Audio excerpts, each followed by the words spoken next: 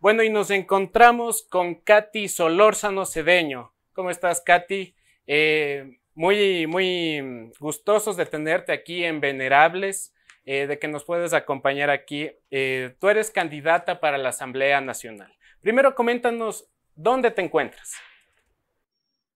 Estimado Francisco, buenas tardes, buenas noches a todos y a todas en Ecuador y a tu audiencia, por supuesto.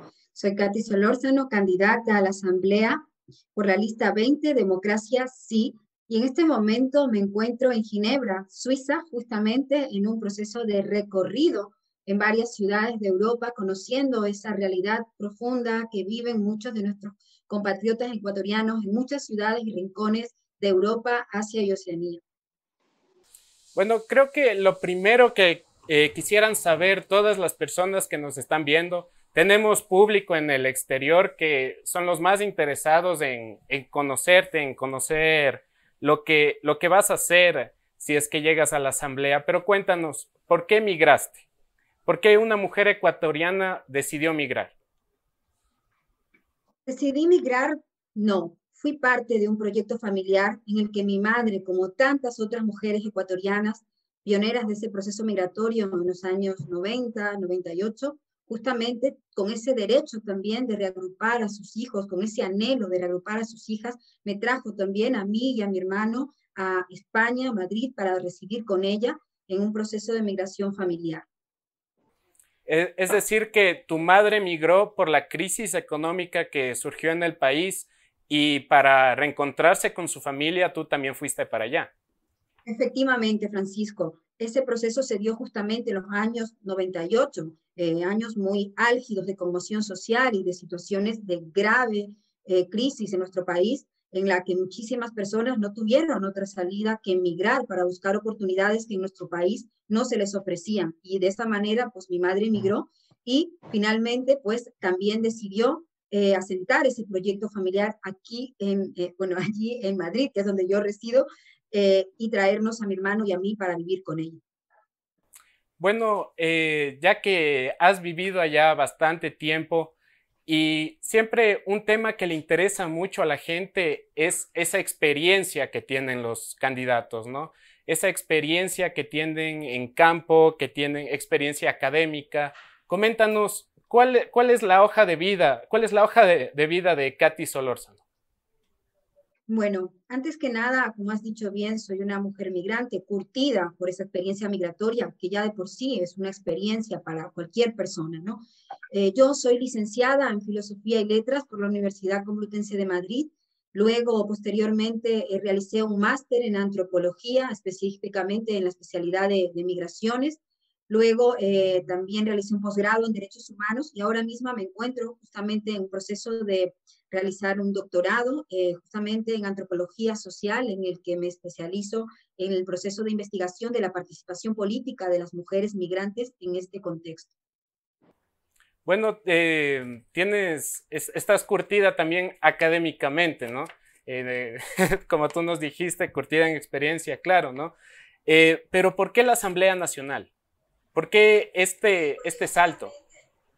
Sí, mira, porque mi experiencia, como ya te he dicho, migratoria, viene ligada también a procesos de lucha social, de lucha, de reivindicación de derechos, porque la vida del migrante, la vida de las mujeres y hombres migrantes se ve enfrentada a muchas vicisitudes, a muchas situaciones del día a día. Muchas veces esos derechos que damos por hecho, aquí hay que pelearlos, desde el derecho más básico a tener, digamos, una ciudadanía, a poder obtener todo tipo de derechos de acceso a recursos. Entonces, eso mismo me involucró a mí y en todo un proceso también de reflexión para poder darme cuenta que los procesos migratorios tienen un origen y tienen unas causas. Y en nuestro país justamente están ligados a las situaciones socioeconómicas de mala gestión de los gobiernos constantemente, que no le dejan otra salida a nuestra gente, a nuestra población ecuatoriana, que buscar otros caminos en otros países, en otros lugares para poder mejorar sus condiciones de vida. Entonces, por eso yo me he implicado justamente a reivindicar nuestro derecho como ciudadanos en el exterior a participar y a incidir en la política y en la realidad de nuestro país.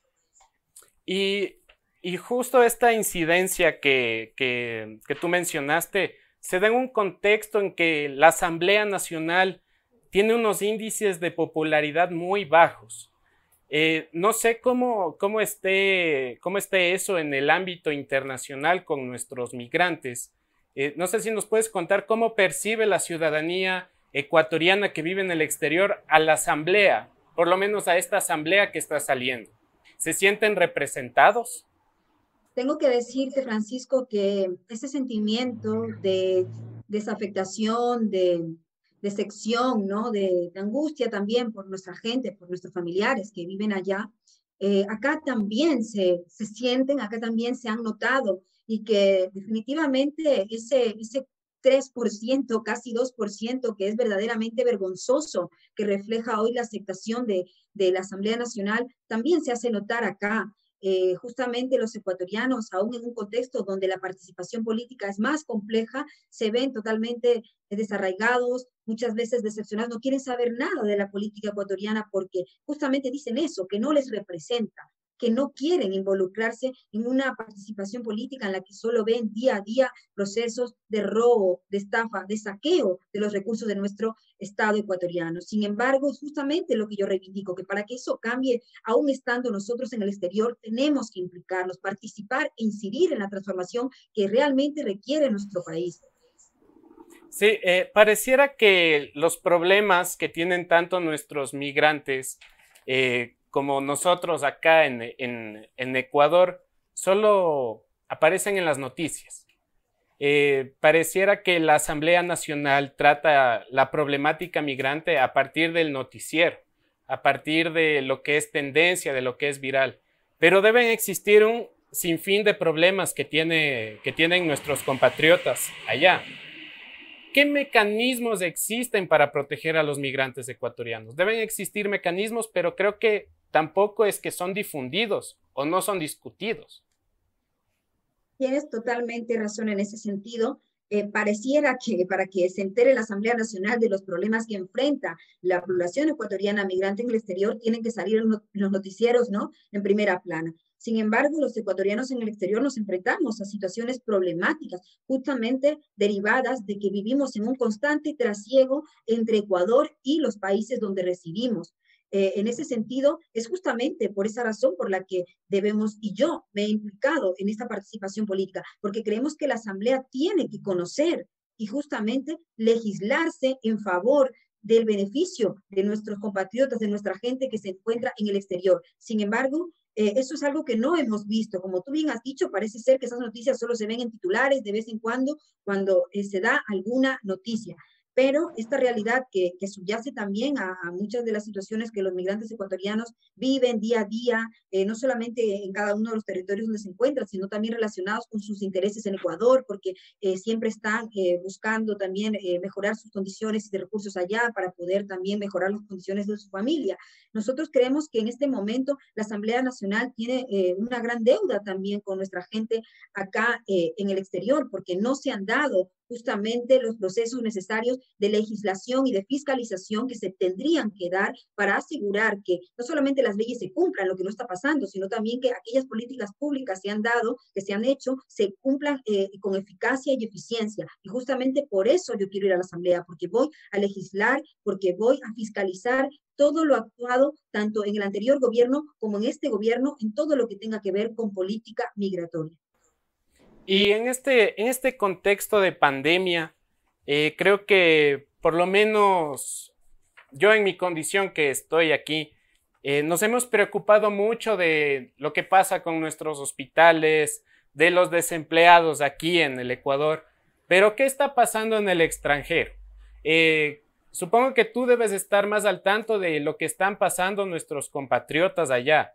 ¿Qué problemas son los que tienen allá? Porque aquí sabemos lo que está pasando y supongo que ellos también saben lo que pasamos aquí, pero no creo que exista una preocupación de cómo les afectó la pandemia a nuestros migrantes. Efectivamente, sin duda tenemos un claro sentimiento ¿no? respecto a lo que están viviendo nuestra gente, ustedes allá, ¿no? Y que sabemos que la situación ha sido realmente dura y lo sigue siendo. Sin embargo, no ha sido menos acá. De hecho, como bien sabes, yo resido en España, mi país de residencia oficial, tuvo una tasa de incidencia altísima. En los momentos más duros de la pandemia nos enfrentamos a situaciones realmente graves y los ecuatorianos, justamente nuestra población ecuatoriana, tuvo una alta tasa de afectación en el COVID. Tuvimos muchísimas muertes, pero ¿por qué? Justamente como te has dicho, porque hay una problemática de fondo, porque los ecuatorianos realmente trabajamos en primera línea en trabajos que están altamente expuestos a la situación y eso ha hecho que en gran medida se vean afectados como ninguna otra quizá población al COVID-19. Y nosotros vemos que los asambleístas actuales, quienes deberían haber estado pendientes, por lo menos atendiendo algunas de las necesidades, no digo todo, pero sí al menos teniendo en cuenta las situaciones de vulnerabilidad, las situaciones de mucha complejidad también a la que se enfrentan nuestros compatriotas acá, no han estado presentes, o sea, no se les ha visto, no han aparecido, y si lo han hecho, ha sido a última hora porque hemos salido, y yo misma salí en varios momentos de la pandemia a exigirle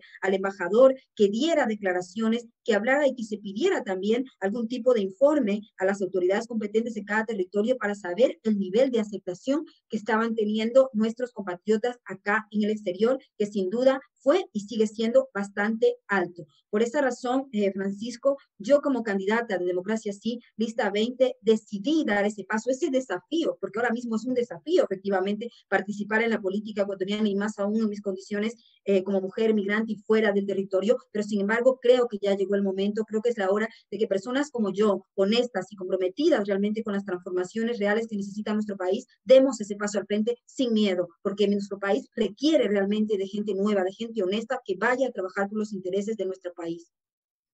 Y las personas que estaban encargadas de ser esta vocería, ¿no? de nuestros compatriotas migrantes, ¿no han dicho nada sobre la problemática de repatriación de cuerpos? Porque se ha escuchado mucho de que existen problemas, de que no existe ni siquiera conocimiento de los procesos para realizarlo. Este es un asunto que debe tratar la Asamblea Nacional. Mira, creo que dentro de lo que es nuestro proyecto que llevamos y pretendemos llevar a la Asamblea como parte de la legislación necesaria para mejorar las condiciones, facilitar también los procesos que viven nuestros compatriotas, nuestra gente migrante como yo en el exterior, tienen que ir a la Asamblea, deben ir, porque primero que la legislación es lo que garantiza los derechos y necesitamos que esos derechos queden garantizados.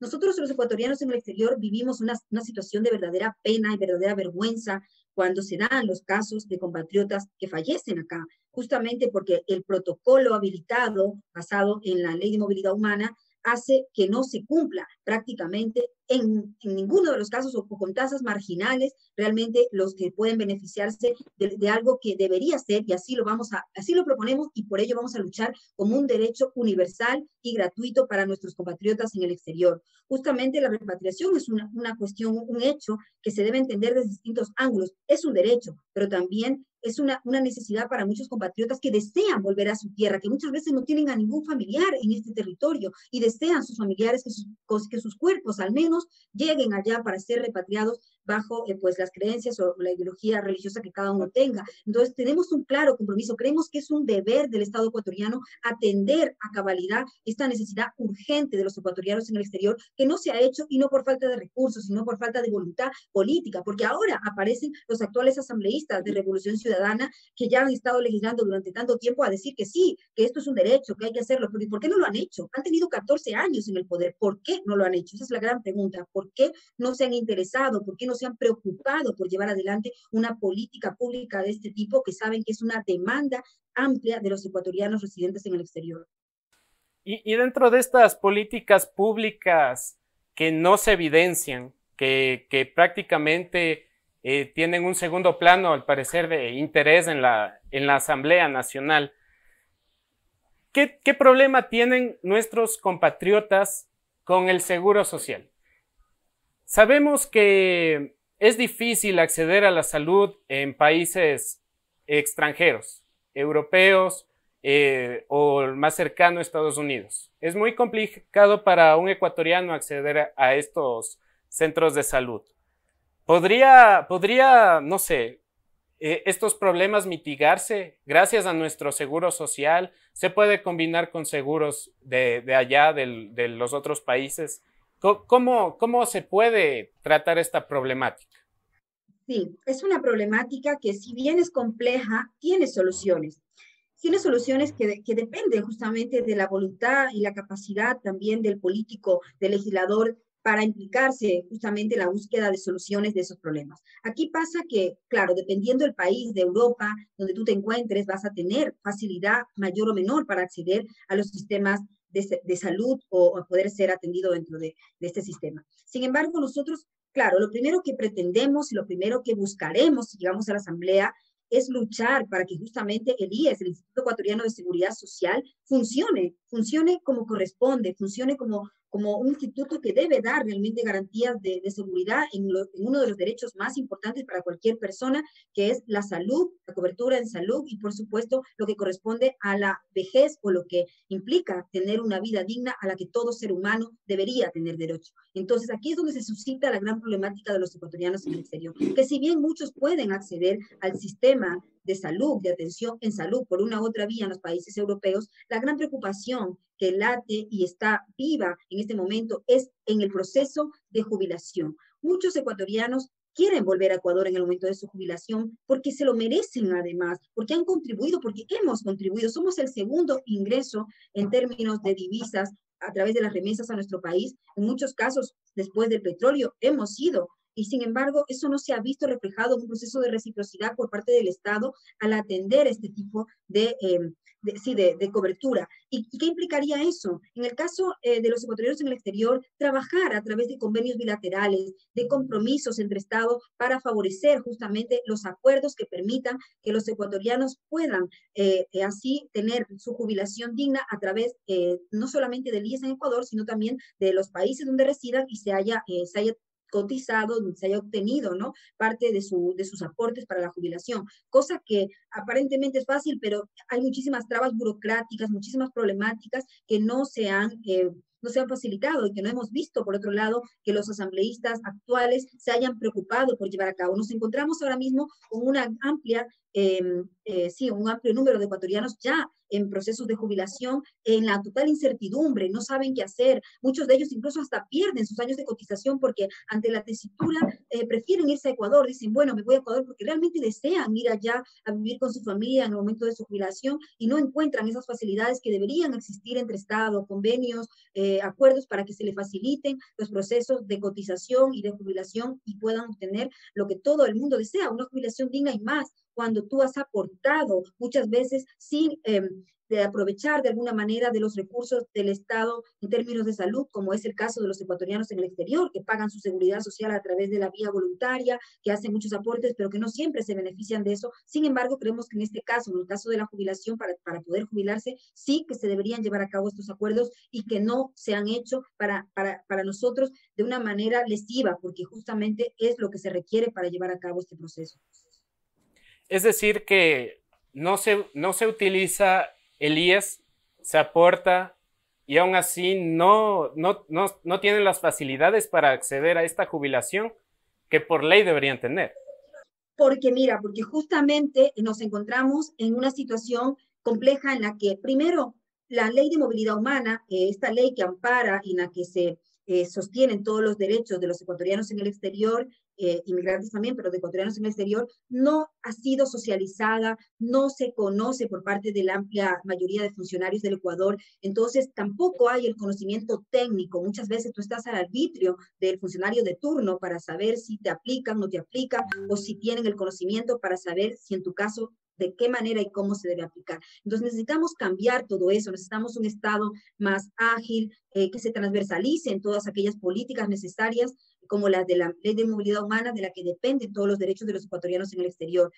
Creemos que hay que trabajar en esta ley, reformarla, cambiar todo aquello que no está funcionando, porque justamente en vez de garantizar los derechos los está obstruyendo. Sin embargo, también creemos que hay que hacer una formación específica del funcionariado ecuatoriano para que conozcan la materia de movilidad humana y los derechos de los ecuatorianos en el exterior. Y justamente aquí nosotros proponemos una reforma también en la ley de servicio exterior en la que se obligue a todos los diplomáticos de carrera diplomática para poder acceder al rango superior a tener que pasar por el servicio consular, porque esa es una manera de obligarles también a un océano migrante y que su paso en las embajadas y consulados pues también esté ligado a una realidad de sus compatriotas en el exterior.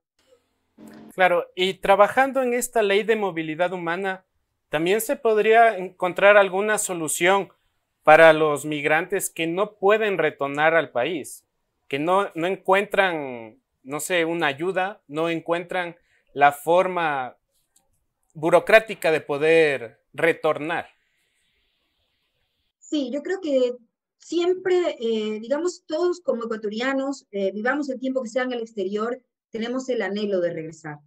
Hay otros que se ven abocados a regresar de manera abrupta, a veces por situaciones inesperadas. Y yo creo que nuestro país, con las tasas, ¿no?, migratorias que ha tenido, con la población viviendo en el extranjero de ecuatorianos, debería tener estas políticas bien articuladas para brindarle a los ecuatorianos que vuelven esa posibilidad de reinserción laboral más humana, mínimamente garantizada de que va a poder emprender su proyecto de vida. Sin embargo, no es lo que vemos, sino todo lo contrario. Justamente la ley de movilidad recoge varios artículos en el que supuestamente, bueno, los recoge, ¿no? Así lo dice, que se protege y se le da facilidades en determinados ámbitos como el acceso a derechos a créditos, una serie de derechos de acceso laboral u otros para que los ecuatorianos puedan reinsertarse una vez vuelvan a nuestro país. Sería, la verdad, bastante sui generis, es decir, en este momento que una avalancha de ecuatorianos va a volver a Ecuador teniendo en cuenta las situaciones en las que está nuestro país. Todo lo contrario, más bien deberíamos estar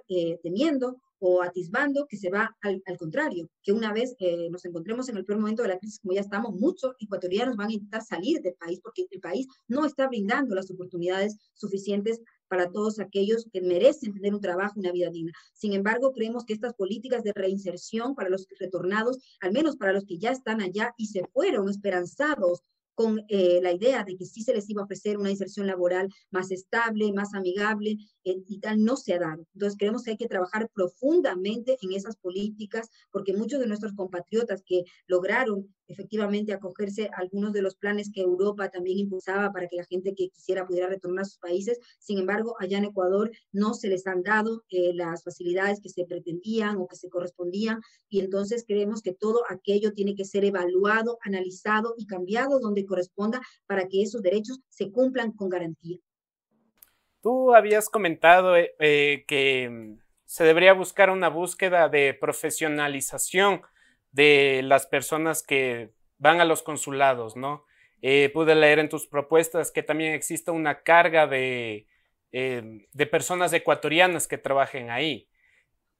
Pero, ¿qué es lo que pasa ahora con estos espacios? Siempre se escuchan quejas, siempre se ha tratado de insinuar que estos puestos son políticos, que estos puestos son a dedo. ¿Qué problemas has visto tú como migrante, como ecuatoriana, que ha podido ingresar en estos espacios? Sí, Francisco, te cuento que efectivamente, como tú has dicho, a la par con lo que te comentaba, nosotros proponíamos que se incorpore la formación obligatoria pasando por el consulado a personal diplomático para que pueda conocerla y se sensibilice con la realidad del migrante ecuatoriano. Y a la par, nosotros proponemos una reforma también en la ley de movilidad humana que especifique una cuota de contratación en el área administrativa, en la atención, ¿no? En el área de atención a los ecuatorianos en el exterior, porque creemos que se complementa y se requiere justamente este tipo de perfiles, porque los ecuatorianos que vivimos acá conocemos profundamente la realidad del territorio en el que vivimos, sabemos las necesidades y creemos que podemos dar una atención más eficaz y más eficiente para lo que exige la protección de los derechos de los ecuatorianos en el exterior. Sin embargo, también creemos que claro que la diplomacia cumple un rol y ese rol tiene que ser respetado porque también nos estamos jugando y mucho la imagen de nuestro país de cara al exterior. Sin embargo, lo que no podemos aceptar es la demagogia, como se está planteando y muchos por decirlo así, quienes han pasado de alguna manera por consulados y tal, se dan cuenta que los consulados efectivamente se han convertido en una especie de yo qué sé, de meter ahí a cualquiera que suponga, yo qué sé, la amistad con alguien que, yo qué sé, en el momento hablando políticamente, o sea, sí, sabemos que hay puestos políticos, pero eso es una cosa, que por una cuestión, digamos, de reconocimiento político, tal, pero no es lo que pasa. Lo que está pasando actualmente es que los consulados se han convertido en casas de, qué sé, de meter ahí a cualquiera que tenga relación con la familia de alguien que está en el poder o que quiera venir al extranjero a realizar una maestría y que, bueno, pues se ubican ahí a personas por intereses personales y no por interés y la mejora, digamos, de la imagen del país. Entonces, eso es algo que pensamos que tiene que acabar. Y solo nosotros que estamos en el exterior y vemos día a día cómo funcionan los consulados, las instituciones que representan al Ecuador en el exterior, somos los que conocemos también esa realidad.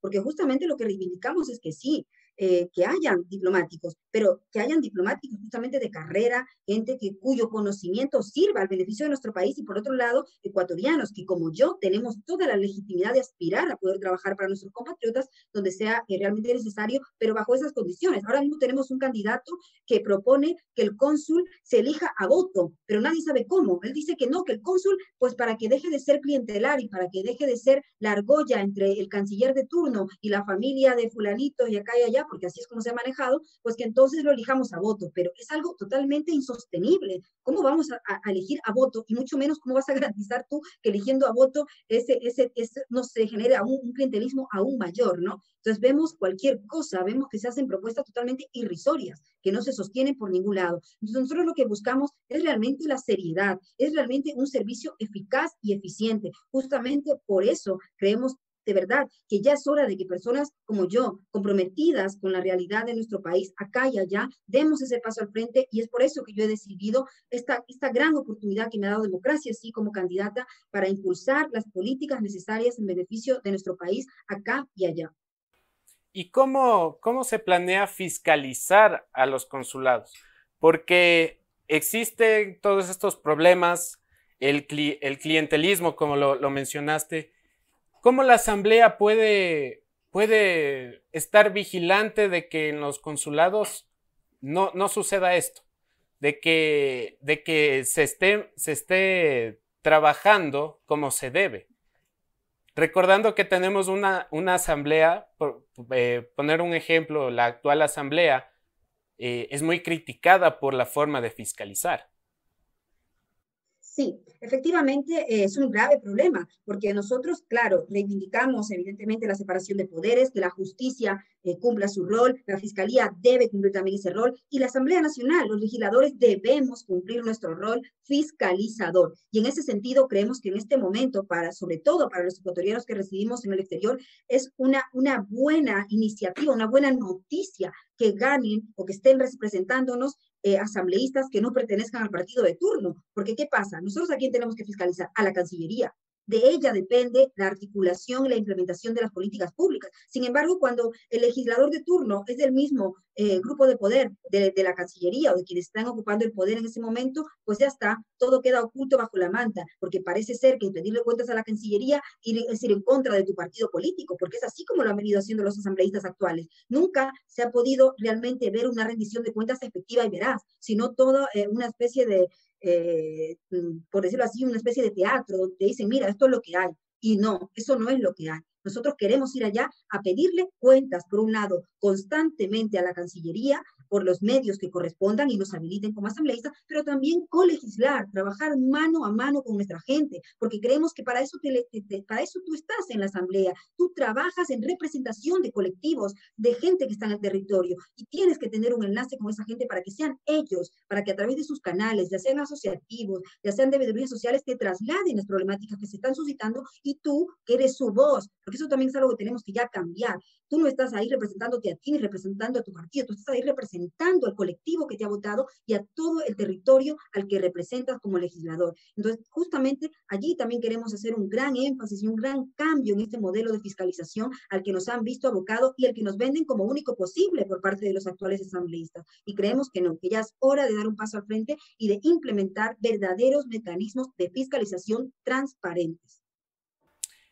Justo estamos en una época electoral, en esta temporada electoral, en donde sí se necesita el vínculo del ciudadano, del votante. ¿Es fácil votar en el exterior? No, no es fácil. No solo no es fácil, sino que cada vez, paradójicamente, es más difícil, porque nos lo ponen más difícil. El CNE, desgraciadamente, no tiene conocimiento tampoco de la problemática que se suscita acá en los territorios. Tenemos que contar con que estamos hablando de continentes como circunscripción.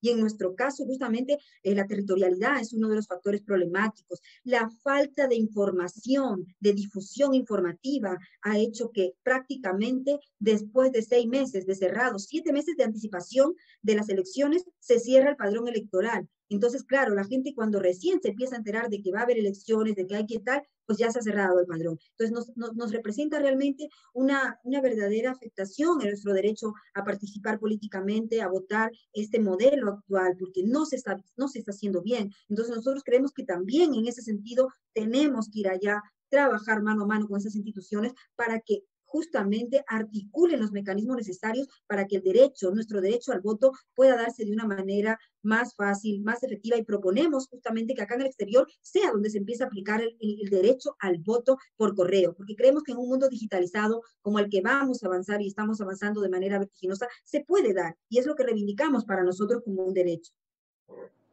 Katy, para cerrar esta entrevista contigo, bueno, nosotros siempre les decimos a nuestros entrevistados que den un mensaje para las personas que han perdido su empleo durante esta pandemia.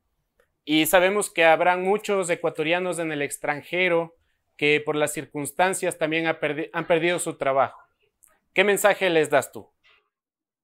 Yo les doy un mensaje realmente esperanzador y optimista. Sé que son horas duras, durísimas, y que verdaderamente tanto en el Ecuador como acá en el exterior, pero en este momento de verdad me quiero solidarizar completamente con nuestra gente en el Ecuador, porque francamente las tasas de desempleo, las tasas de situaciones de personas que no pueden llevar el pan cada día a su mesa son verdaderamente tristes y lamentables. Yo lo que les pediría a mis compatriotas es que primero, que aunque sea el momento más duro, no pierdan la fe, que realmente utilicen ese derecho al voto, lo utilicen simplemente para a través de él poder lograr y poder exigir a un nuevo gobierno las condiciones necesarias para que principalmente derechos como el derecho a la salud estén garantizados, para que el derecho al trabajo deje de ser ya un derecho solamente formal para unos cuantos y los demás tengamos que resignarnos a poder trabajar de manera informal en lo que haya o en lo que se supone que, bueno, a lo que quedamos relegados. Creemos que no pueden haber en una sociedad ciudadanos de primera, segunda, tercera y cuarta. No, vamos a luchar por una sociedad justa y equitativa para todos. Yo me comprometo como legisladora, como ciudadana, como mujer, como ecuatoriana comprometida con las luchas de mi gente, con la lucha contra la violencia de género específicamente, sé que las mujeres somos las que más hemos sufrido las tasas de desempleo. ¿Por qué? Porque justamente somos las que más nos dedicamos al trabajo informal. Entonces hay muchas luchas que estamos dando, que hay que dar, y lo que le pido a la gente es que sí, vienen momentos duros, estamos pasando momentos duros, pero también este es un momento de esperanza porque podemos hacer que haya un cambio, dando justamente la oportunidad a gente nueva, a gente que venimos con un nuevo espíritu, con nuevas ideas, que queremos realmente transformar nuestro país y volver siempre a nuestro país y luchar junto a ustedes para que nadie más tenga que emigrar porque no le queda otra oportunidad. Yo les pido que se cuiden, que utilicen este instrumento, esta mascarilla, que sé que a veces no es fácil de conseguir, pero que lo hagamos, porque realmente con esto estamos protegiendo nuestra vida, que siempre facilitemos información segura, que no difundamos bulos, que trabajemos también como colectivo entre nosotros para difundir información eficaz, segura y eficiente para nuestra gente. En ese sentido, quiero pedirles también que voten y les digan a sus familiares en Ecuador que sí hay esperanza, que aquí hay gente como yo, Katy Solórzano, Lista 20, Democracia, sí, que estamos luchando y seguiremos luchando por ese cambio que nosotros nos merecemos, tanto los ecuatorianos que viven allá como los que vivimos en el exterior. Gracias, Katy. Fue Katy Solórzano, candidata a la Asamblea por Democracia Sí. Y seguimos aquí en Mi Café. Recuerden visitarnos en La Pradera y San Salvador, al frente de la Flaxo. Y nos acompaña Verónica Jarrín, muy conocida en el ámbito de la televisión, pero ahora está siendo candidata a la Asamblea Nacional por Democracia Sí. Verónica, ¿por qué de la comunicación a la política y en específico a la Asamblea Nacional? Hola, ¿qué tal, Francisco? Un saludo muy especial a todos los amigos que nos están viendo a través de los medios digitales aquí en este espacio tan sintonizado en nuestro país y en el mundo. Para mí ha sido un compromiso muy especial porque cuando tú trabajas en la comunicación tienes esta llegada, este alcance a la gente. Y tuve la posibilidad de trabajar en algunos noticieros, sobre todo de corte comunitario. Trabajé en Ecuavisa, trabajé en RTS y lo que nosotros hacíamos era ir a los barrios de Quito, conocer cuáles eran las necesidades de la gente, qué es lo que estaba pasando en los barrios, cuáles eran también las exigencias que tenían a las autoridades. Y en el set lo que nosotros hacíamos era invitar a las autoridades normalmente municipales para que den respuesta a estas peticiones de la ciudadanía. Como había una presión por parte del medio de comunicación a las autoridades, creo que se vio un trabajo efectivo por parte de las mismas para solucionar los problemas. Entonces nosotros volvíamos al barrio ya cuando la situación estaba solventada, hacíamos el reportaje final, dando obviamente un seguimiento a cada caso y veíamos que los vecinos estaban súper contentos porque lograron su objetivo, que era precisamente el de solucionar los problemas del barrio. En esta situación de comunicación en la que tú estás inmiscuyéndote de alguna manera en las necesidades colectivas, te das cuenta de que es muy importante la sensibilidad política.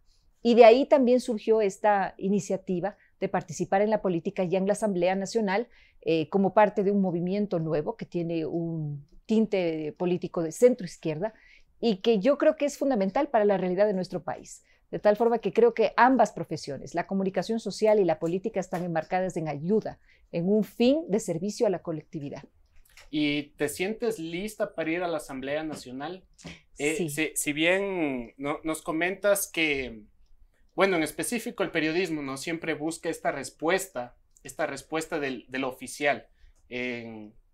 ¿Crees que esta experiencia te contribuyó para decir, yo quiero estar allá, en el oficial? Exactamente, sí, definitivamente, porque creo que cuando tú ya dejas de ser un poco el espectador y comienzas a ser partícipe de la solución, creo que se puede trabajar de una manera correcta y creo que también la experiencia, el trabajo, el conocimiento, los valores, muchos de los aspectos en los cuales nosotros hemos trabajado, creo que nos permiten ahora estar de parte de las autoridades, pero autoridades en un sentido, digamos, de compromiso. Porque aquí se malentiende y uno piensa que el político, por el hecho de ser político, tiene un poder especial y no es así, es todo lo contrario. El poder debe radicar en la gente. Ahí es donde se da la verdadera democracia.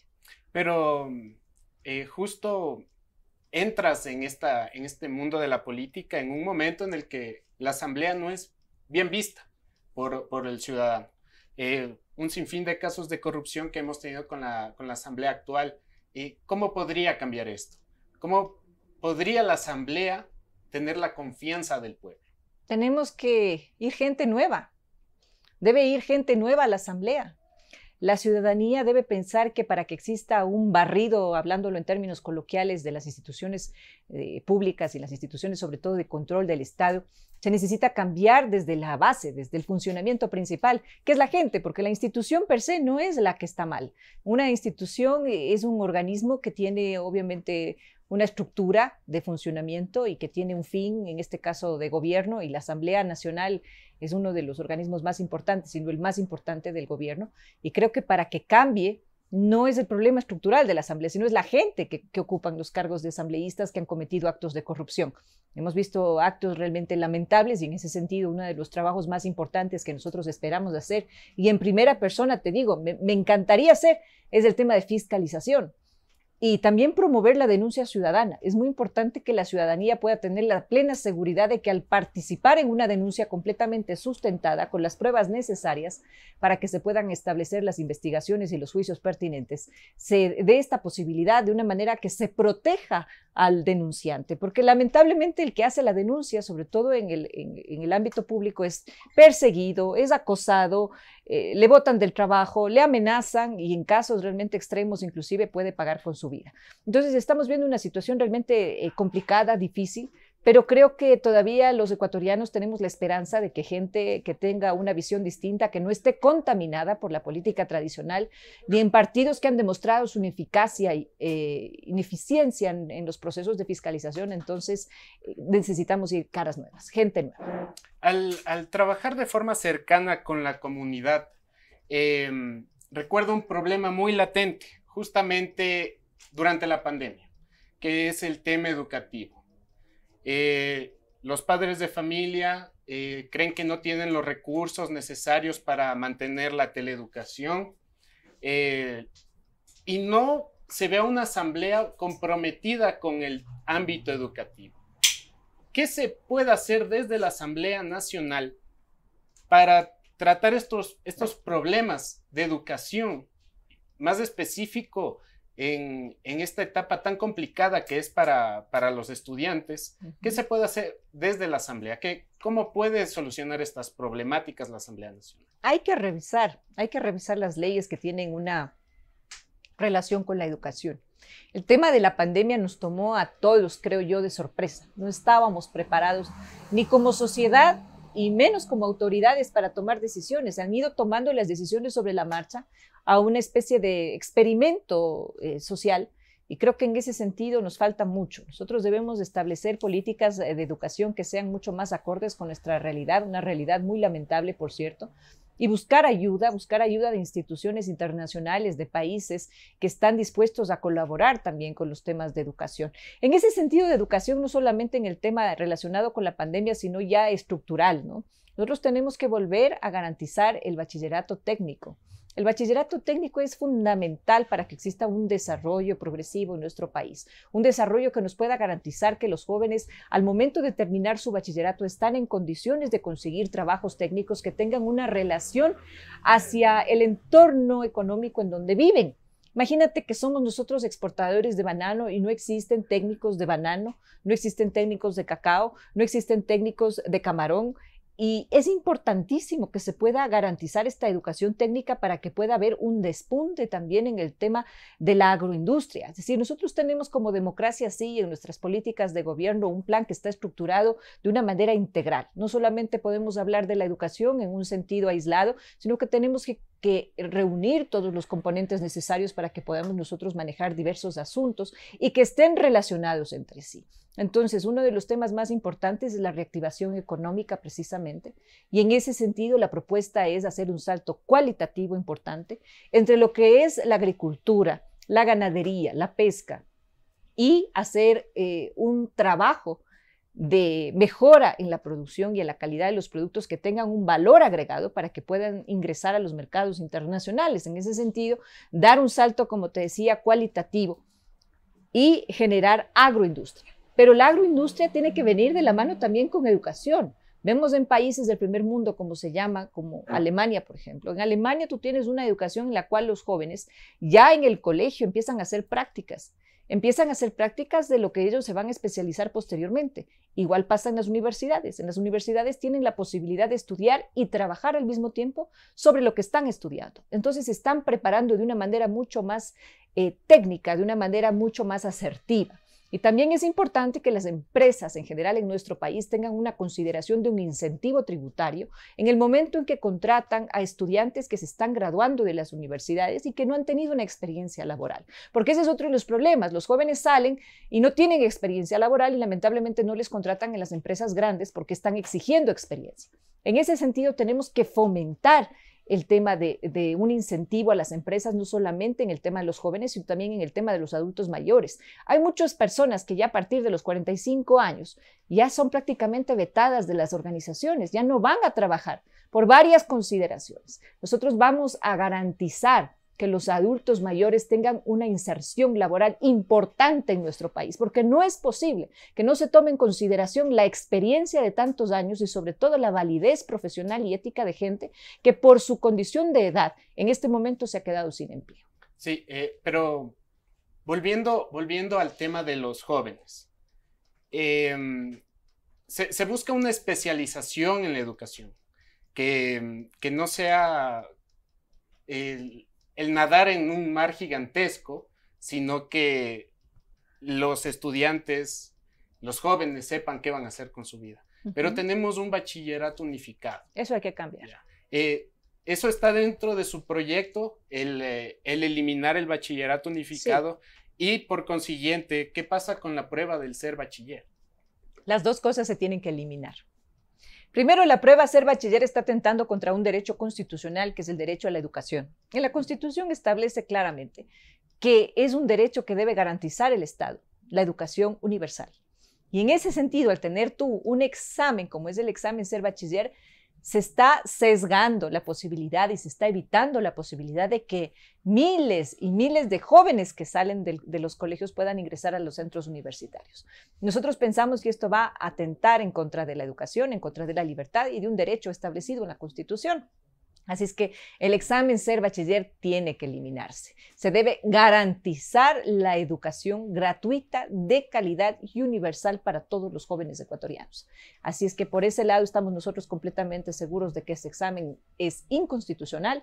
Se ha presentado ya la demanda de inconstitucionalidad sobre el mismo y definitivamente si nosotros llegamos a la Asamblea y por supuesto al gobierno vamos a eliminar el examen Ser Bachiller. Y en cuanto al bachillerato técnico, esa es una necesidad imperante en nuestro país para que pueda existir un desarrollo económico sostenible y sostenido. Esa es nuestra base fundamental. Si no tenemos una educación que nos garantice a nosotros un futuro estable, realmente no podemos hacer los cambios que necesitamos. Sí, una interrogante que siempre tiene la gente al escuchar que se eliminará la prueba Ser Bachiller es cómo se haría el ingreso a las universidades públicas, porque se han escuchado a candidatos que ofrecen eliminar este examen, pero de inmediato, en especial de los padres, les surge la preocupación de cómo va a ser el proceso para que mi hijo pueda estudiar en la universidad si ya no existe este examen. Es importante que sea un curso propedéutico, ¿no? Que se haga un curso propedéutico de ingreso a la universidad que pueda garantizar inclusive una nivelación en general de acuerdo a la carrera que van a estudiar los jóvenes. En ese sentido, yo creo que al realizar un examen propedéutico, entonces se puede garantizar también una especie de filtro, ¿no? Para que los jóvenes también puedan tener ahí una preparación previa a los estudios universitarios. Claro, pero existiría una nivelación. Una nivelación. Una nivelación, Porque exactamente. no es un tema muy preocupante para la gente, por eso reitero en conversarlo, porque existen estos cursos completamente privados, pero de la parte pública poco se ha visto. Hay que instaurarlos. Generalmente son los propios colegios públicos, con los propios profesores de los colegios que realizan estos cursos. Entonces, hay que también recordar que no todos los colegios en el Ecuador son iguales. Así es. Y tampoco en ese sentido todas las carreras son iguales. Entonces, si tú, por ejemplo, quieres estudiar una carrera que tiene más un corte de ciencias sociales, tienes que tener una nivelación apropiada para comenzar con los años de estudio. Lo mismo pasa con las carreras de ingeniería o con las carreras que son matemáticas, en fin. O sea, hay que garantizar que los jóvenes, al momento de tener este curso propedéutico, este curso de nivelación universitaria, puedan estar ya listos para realizar sus estudios a cabalidad. Sí. Bueno, estábamos disfrutando de este café en Mi Café. Qué rico café. Qué lindo el sitio, qué lindo lugar, muy acogedor. Así que los invitamos para que puedan comer estas sabrosas empanadas y tomar este delicioso café.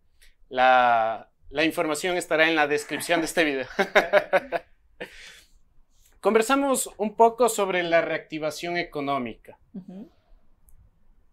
¿Qué te parece, Verónica, la reactivación económica que se realizó en este gobierno? ¿Crees que... Por favor, dime, ¿cuál reactivación económica? La de los titulares que podíamos leer que se anunciaba una reactivación económica. Ahorita ya nos estás respondiendo algo que... ¿Dónde está? Así es, no ha habido una reactivación económica. Nosotros hemos visto que este ha sido un gobierno que no ha tenido ningún sentido de urgencia a los temas más importantes y uno de esos temas precisamente es la de mejorar la situación económica de las familias ecuatorianas. Vemos que además de la crisis que ya se vino dando por una falta de criterio de los gobiernos anteriores de ahorrar, porque tomemos en consideración que hemos tenido un boom petrolero en los últimos 14 años, no se hizo las previsiones adecuadas para tener un ahorro y es por eso que nosotros estamos en esta situación actual de un déficit fiscal tan grande y de un endeudamiento internacional que nos ha generado una deuda casi insostenible. Entonces, en ese sentido, yo creo que tenemos que analizar cuál es la situación de nuestro país. Nuestro país es un territorio que básicamente está compuesto por comerciantes y por pequeños, medianos empresarios, ¿no? Entonces, dentro de ese ámbito, nosotros como movimiento y como una política de desarrollo económico, buscamos que se realice un fortalecimiento de las pequeñas, medianas y microempresas. En ese sentido, nosotros vamos a generar varias circunstancias, ¿no? La primera es crear un fondo de reactivación económica, porque el empresario, el emprendedor, la gente que está con su negocio necesita inyectar capital para que pueda funcionar de una manera adecuada. El problema es que cuando estamos hablando de una economía dolarizada, vienen los banqueros y nos ponen intereses del 17, 20, 21%. Es realmente insostenible. O sea, los bancos han sido los únicos que han ganado en esta pandemia. Y si tú te pones a ver las cifras, realmente es alarmante ver la situación de cuántas empresas pequeñas y medianas han cerrado porque no han podido sostener sus costos de operación. Entonces nosotros tenemos que ser coherentes, tenemos que crear una política económica que vaya acorde con nuestra economía dolarizada y en ese sentido exigir que la banca baje los intereses. O sea, lamentablemente hemos visto gobiernos que han estado sujetos a la banca, recordemos el feriado bancario. O sea, la crisis económica del feriado bancario nos costó a nosotros millones de dólares y los únicos que se vieron beneficiados fueron los bancos. Y algunos bancos inclusive que recibieron información privilegiada de las autoridades de turno pudieron licuar sus deudas porque sabían que venía la dolarización. ¿Pero qué hicieron por la población? Absolutamente nada. No les importó que gente inclusive perdió su vida porque dejó todos los ahorros ahí. Todos los ahorros de su vida quedaron ahí, congelados o desaparecidos en muchos casos. Entonces esa situación no podemos nosotros permitir. No podemos permitir que un gobierno esté a favor de los intereses de los bancos, que es lo que hemos visto en este gobierno. Así es que nuestra política va a ser para crear un fondo económico que permita a las pequeñas y medianas empresas tener un acceso a créditos, pero a un crédito al 5% de interés aproximadamente, que vaya acorde con nuestra economía dolarizada, que bajen los costos bancarios, porque tenemos los costos financieros más altos del mundo para que puedan tener esos intereses y las utilidades más altas del mundo. Entonces, obviamente, vemos cómo la vida de los banqueros está sumida en el exceso y obviamente en el poder económico, mientras que la gente se muere de hambre. Así que eso no podemos permitir. Nosotros tenemos un criterio de desarrollo económico, pero sobre todo de justicia social. Y eso es lo que nosotros vamos a trabajar. ¿Y cómo se planea fiscalizar todo eso? Porque creo que es complicado poder fiscalizar a los bancos, por ejemplo. Y creo que la Asamblea no se mete en esos asuntos. No, en ese sentido nosotros no podemos hacer una fiscalización de una empresa privada. Lo que nosotros podemos hacer es fiscalizar a las autoridades de los órganos de control. Entonces, en ese sentido, podemos nosotros establecer una política que pueda revisar con la información pertinente cuáles han sido los abusos que han generado diferentes instituciones y en ese sentido los órganos de control actuar. Sí, recuerdo un caso exacto en el que existía el cobro indebido por parte de algunos bancos. Y yo fui a la asamblea justamente a realizar una nota sobre la discusión que tenían los asambleístas con los presuntos implicados, pero a la final no se dio una mayor respuesta que devolver el cobro. No se dio mayor solución. ¿Cómo crees que esto afecta la credibilidad de la asamblea? ¿Crees que si tú llegas a la asamblea, esto va a ser diferente? ¿Va a ser igual? Porque no es que toda la mesa va a pensar como tú. Eso es correcto. No toda la mesa va a pensar como nosotros, pero por eso precisamente tenemos que hacer un grupo parlamentario fuerte, un bloque parlamentario fuerte. En ese sentido, nosotros tenemos que trabajar y pedimos a la gente que también reflexione y que tenga un poco de criterio acerca de lo que nosotros hemos vivido como sociedad, hemos vivido como país y que tome las medidas pertinentes, ¿no? O sea, los mecanismos para no volver a caer en los mismos errores del pasado y ya no confiar en los mismos políticos. O sea, el tema aquí es también encontrar la forma de que haya una reestructuración desde las bases de los organismos de control del Estado y los organismos que administran los fondos y administran la ley y la consecución del gobierno. Entonces, hay que tener una reflexión muy importante en este momento particularmente. Claro, y mencionas a los políticos de siempre, ¿no? Esa Sí. es la forma en la que se les adjetiviza. Y justamente una de las propuestas que han surgido de estos personajes ha sido el porte de armas de los ciudadanos. Vivimos en una sociedad insegura. Hay inseguridad en las calles, hay inseguridad en los hogares. ¿Crees que los ciudadanos deben portar armas? Definitivamente no. Definitivamente no. Como tú bien dijiste, estamos en una época muy complicada. Hay aproximadamente 118 casos de femicidio al año, feminicidios y de violencia en contra de la mujer y de violencia intrafamiliar.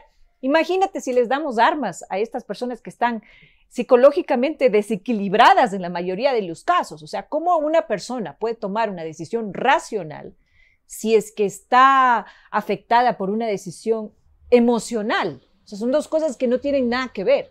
En ese sentido, nosotros no podemos armar a la población. Más bien tenemos que fortalecer los organismos de control y de seguridad del Estado que han sido tan desvalorizadas y tan desmejoradas en los últimos 14 años. La Policía Nacional, las Fuerzas Armadas han tenido un bajón tan grave en su institucionalidad, en su autoestima como organización, ¿no es cierto? Entonces, yo creo que en ese sentido más bien es una necesidad que tiene el gobierno de fortalecer los organismos de control y de seguridad para que haya más presencia de estos celadores, digamos así, de la seguridad ciudadana en cada una de las ciudades de nuestro país. ¿Y qué les dices específicamente a los políticos que ven una opción razonable, de alguna forma, el portar armas? Que no es razonable desde ningún punto de vista. Es algo que no podemos permitir. Nosotros somos un país de paz, el Ecuador es un país de paz y lo que más bien necesitamos es bajar los niveles de inseguridad y de violencia. Con este tipo de mensajes y con este tipo de propuestas lo que se está haciendo es todo lo contrario, es exacerbar el morbo, la violencia, una actitud hostil que por supuesto ninguno de los ecuatorianos queremos. Claro, y me parece que una forma de violencia para mí también es la corrupción. Pero la corrupción nosotros la palpamos siempre desde la prensa. Tú has trabajado en la prensa, pero ¿qué pasa al momento en el que está involucrada una entidad, un personaje político? Nos seguimos enterando por ahí, pero no nos enteramos desde la Asamblea Nacional. Sí, hay que fomentar la denuncia pública. Creo que debe haber una ley que pueda garantizar, por un lado, la seguridad, la protección del denunciante y que haya una especie de recompensa, que haya un premio, que haya una valoración importante de la persona que se acerca con pruebas, obviamente, porque no vamos aquí a calumniar ni a fomentar ningún tipo de situación parecida, pero que exista este fomento, ¿no?, a la denuncia. Y que además la sociedad, la ciudadanía en general pueda ser parte de la solución, porque muchas veces nosotros como ciudadanos vemos como de lejos las cosas, ¿no? Y esperamos que vengan las autoridades y que venga el gobierno a solucionar los problemas. Pero ¿por qué no mejor somos parte de la solución? Y en ese sentido empezamos a trabajar y las personas que están trabajando en los organismos públicos puedan tener esa necesidad de hacer la denuncia con todas las garantías necesarias para que lo haga y que exista un reconocimiento, que exista un premio. Se me ocurre un incentivo tributario, por ejemplo, ¿no? Entonces ahí va a empezar a haber una especie de aceptación primero de este mecanismo de comunicación, de expresión ciudadana. Y también nos va a dar la posibilidad de que empiece la gente a tener miedo, porque obviamente si tú estás trabajando en una entidad pública y ves que si hay un acto de corrupción puede ser denunciado de una manera fácil, yo creo que esto va a ser ya un tema que va a frenar muchísimo esa situación. De tal forma que creo que por ahí nosotros podemos empezar ya a trabajar con la ciudadanía. Justamente te quería preguntar algo al respecto de que tú has trabajado en comunicación. ¿Qué opinas de las reformas que se han estado realizando a la ley de comunicación? ¿Cómo crees tú que debería ser percibida la comunicación? Ahora, y se supone que ya no es un servicio público, sino es un derecho, que en realidad sí, pero yo he llamado siempre esta ley que debería ser ley de medios y no ley de comunicación. ¿Tú qué opinas al respecto de esta ley? ¿Crees que que los periodistas están amparados por esta ley de comunicación o no? Yo creo que no. Yo creo que lamentablemente todavía vemos en el Ecuador muchísimas injusticias en cuanto al tema del desempeño y del desarrollo profesional en el ámbito de la comunicación social. Y creo que aquí nosotros tenemos que como asamblea y como gobierno garantizar la libertad de expresión. Ese es un tema también que está muy en boga. Obviamente no hay que confundir la libertad de expresión con la calumnia o con el dañar a la otra persona. Siempre, y cuando tú estudias comunicación social, y seguramente tú estarás de acuerdo conmigo, tienes un código deontológico de comunicación y de ética profesional que no solamente se aplica a la comunicación, sino a todas las profesiones, en las cuales nosotros hablamos de bioética y de conceptos muy, muy importantes. Y creo que en ese sentido el comunicador social tiene una función precisamente de servicio a la colectividad y de servicio a la información veraz, a una información que sea relacionada totalmente con los hechos, sin ningún tipo de sesgo, ni económico ni político. Y en ese sentido los medios de comunicación deben ser mucho más claros con la ciudadanía y con el pueblo para garantizar que los profesionales de la comunicación puedan realizar sus investigaciones con absoluto respaldo a la verdad. Bueno, algo que sí quisiera sugerirles a todos nuestros entrevistados en caso de que lleguen a la Asamblea es que hagan algo con el canal de la Asamblea Nacional, porque creo que es algo muy importante para llegar a la ciudadanía sobre lo que está pasando y creo que no se ha logrado buscar la mejor forma para hacerlo, para poder comunicar esos aspectos. Vamos a revisar eso. Vamos a tenerlo en cuenta. Para ir cerrando, quisiera preguntarte sobre lo más tangible ahorita que vivimos es la salud. ¿Ya? Tenemos corrupción en la salud. Tenemos problemas como el reciente problema que hubieron con las vacunas y el ministro de Salud. Y tenemos también ciudadanos que solo no solo por enfermarse, sino más bien al contagiarse de COVID, llegan a un médico y los doctores se dan cuenta que estas personas no han accedido a la salud en años. ¿Ya? Es como que se enferman de COVID y visitan el doctor, pero antes no lo hacían. ¿Crees que ¿por qué no existe un sistema de salud integral que trabaje con el ciudadano para evitar las enfermedades? Sí. Y no solo cuando tenemos, digamos, este tremendo problema? Es decir, ahorita se enteran de muchas cosas y eso también repercute en la forma en la que los hospitales trabajan. Así es, dentro de nuestra propuesta está muy claro el tema de la salud y del incentivo a una salud preventiva, ¿no? Y en este aspecto que viene también de la mano con el tema de la ayuda a los agricultores y a la gente, sobre todo del campo, porque nosotros queremos regresar hacia nuestras raíces y de valorizarnos como productores de muchos de los productos que inclusive no solamente son apetecidos en el mercado interno, sino también en el mercado internacional. Nosotros queremos establecer una política alimentaria que pueda tener de la mano una prevención en cuanto a las enfermedades, porque mira, si nosotros aprendemos a alimentarnos correctamente, si las madres de familia ecuatorianas logran conocer cuáles son los nutrientes esenciales para poder ayudar a sus hijos, para que tengan una alimentación mucho más correcta, nosotros estaremos combatiendo dos de los problemas más graves. El uno es el tema de la desnutrición infantil y el otro es precisamente el tema de la falta de un sistema inmunológico adecuado para soportar no solamente el COVID, sino muchas enfermedades que nos aquejan como sociedad. Entonces, en ese sentido, trabajar también con los medios de comunicación para que se puedan realizar campañas de educación en cuanto a la alimentación, que es fundamental. Si tú tienes una correcta alimentación, sabes cuáles son los grupos alimenticios que debes consumir, las cantidades y sobre todo cómo puedes balancear tu dieta, tú puedes tener ahí un aliado muy importante para combatir las enfermedades. Y otro de los aspectos importantísimos es que tenemos que volver a los centros y subcentros de salud que quedan en cada barrio. Este servicio era fantástico. Lo quitaron en el gobierno de Correa y fue para mí uno de los errores más graves que pudo haber cometido el gobierno, porque las personas ya no pueden tener esa atención directa en cada uno de los barrios y en cada uno de los circuitos o circunscripciones en donde viven. Entonces nosotros debemos regresar a este tema. Hay que poner los subcentros y centros de salud para que las madres puedan acudir con sus hijos en situaciones en las que no son muy graves, ¿no? Pero que no tengan que ir a los hospitales, que en este caso están además con tanta complicación por la pandemia. Entonces, Entonces, todas estas medidas se deben tomar en consideración para que exista un adecuado manejo de la salud pública en el gobierno. Sí, tú me mencionaste que es un problema persistente la desnutrición de los niños en el Ecuador. Sí, lamentable. Porque yo recuerdo que de esto se hablaba desde hace tiempos, ¿no? Bueno, yo recuerdo desde que, no sé, más o menos cuando Lucio ya se subió al helicóptero, ya se hablaba de estos temas con más seriedad. Pero, ¿por qué nuestros niños son desnutridos teniendo tanta riqueza agrícola? Así es, eso es. ¿Y sabes por qué es? Porque nosotros no estamos ayudando a las mujeres a ser emprendedoras.